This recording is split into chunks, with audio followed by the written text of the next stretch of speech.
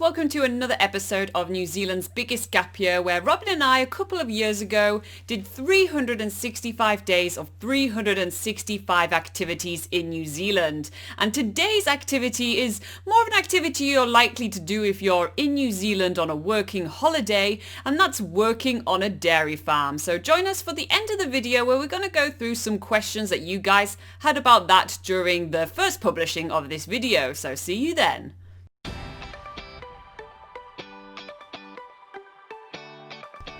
So we're waking up at Andrew's farm and we're having breakfast with Andrew. Homegrown eggs, delicious fresh milk from a dairy farm. It was, everything you can expect from a farm breakfast. It was delicious. Babysitting.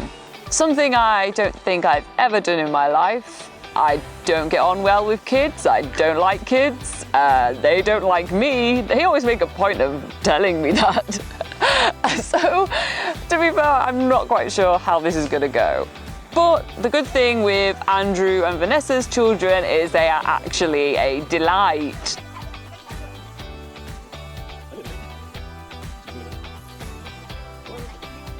What are we going to do? We're going to go milk some cows. Andrew has asked Robin to help him with a chore, which involves a rotary hoe. And for those of you who don't know what a rotary hoe is, it's kind of like a lawnmower with an old rusty engine on the front.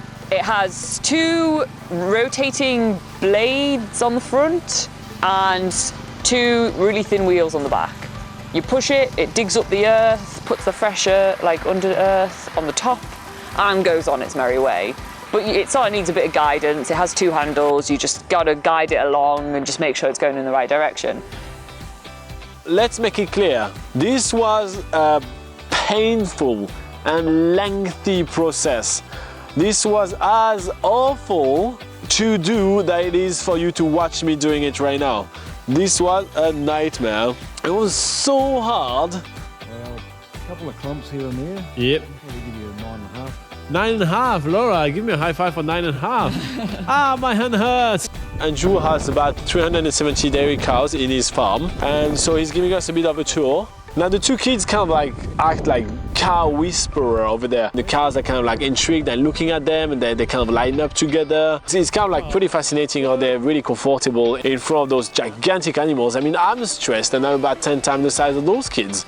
All of that has to stop because now we have to go and do some dairy farming. So just milking the cows. So I don't know what I'm supposed to say. So the cups are the thing called an inflation. Yeah? That goes on the cow's cup. So you put your finger in there, or your thumb, put your thumb in there. Oh, And that's what sucks the milk out. Yeah.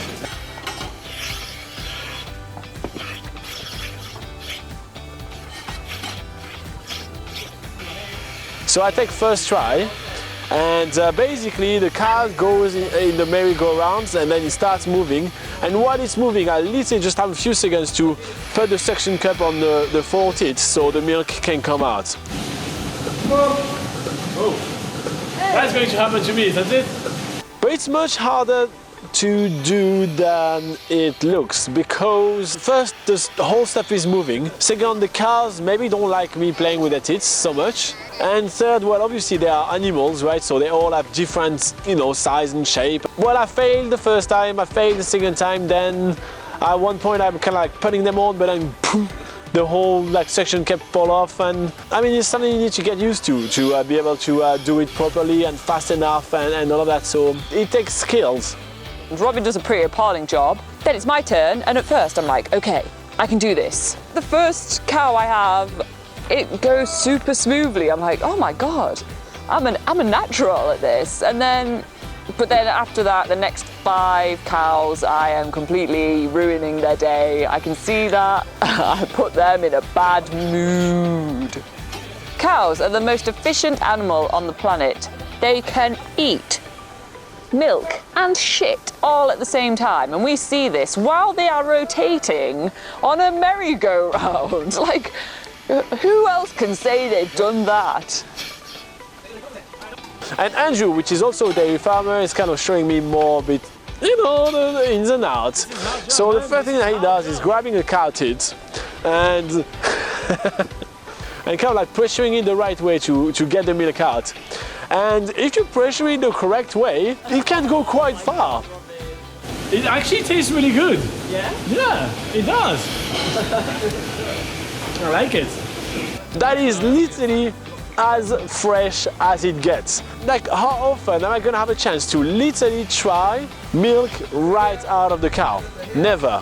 What's the difference between that milk and what I buy in the supermarket? Because this hasn't been homogenised or pasteurised. So pasteurising kills the bugs. Okay. And homogenising stops the fat separating from the rest of the milk. Okay. The cream. Yeah.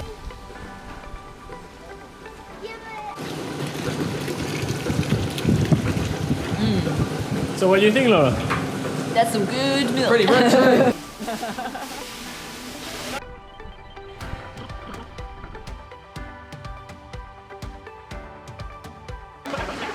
Time to go to the calving shed. They're so clumsy. They are adorable. Andrew tells us like we should put our hands towards the cows like this, and they start sucking really aggressively on our hands. It becomes apparent that they literally just suck on anything in hoping that milk will come out.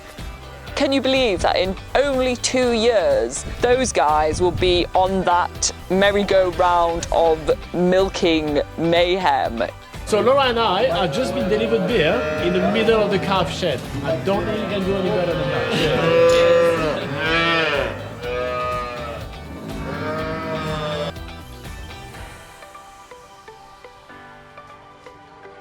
After that, well, that was a pretty long day for us. I am still very sore from working on the rotary hoe. It was really painful. Then playing around with the car and everything actually was quite exhausting. So we're just gonna have a quick dinner with Andrew and his family, and we are gonna crash in front of a movie.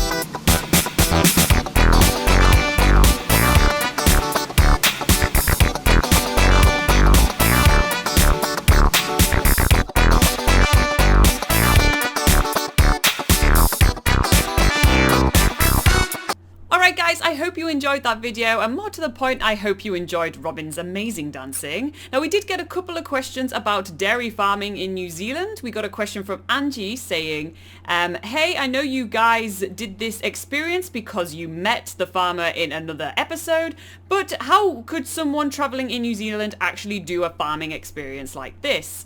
Okay, so there are a couple of ways that you can do like visiting a dairy farm. There are some farming sort of tours around New Zealand. There's like farm shows, for instance, the Agrodome in Rotorua. This does like a range of farming that happens in New Zealand. So there's like a sheep shearing show. There's also, I think there's some elements to dairy farming, but not really focusing on that too much. There's also a farm sort of experience near Lake Tekapo as well, where they might touch on a little bit of dairy farming, or at least they have some cute cows to go and pet. So yeah, that's sort of like one way that you can experience dairy farming in New Zealand as a visitor. But if you are in New Zealand on a working holiday, there's various different sort of platforms you can go onto to organize doing a work for accommodation sort of experience where you're working on the dairy farm in exchange for like some accommodation and usually meals as well for the night.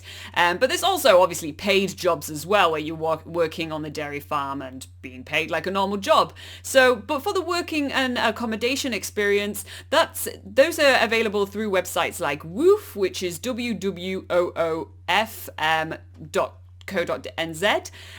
There's also other platforms like Workaway, and we have loads of tips on that in nzpocketguide.com. If you just go onto the work section of that website, we have loads of different tips on how you can arrange sort of work and accommodation experiences on New Zealand farms, just like what Robin and I basically did for this experience. It's very similar to what you will be sort of doing. They might, the Kiwi farmers, they might get you to sort of babysit the kids while they're farming, or they might get you to do other jobs around the farm. So it's really a different experience wherever you go.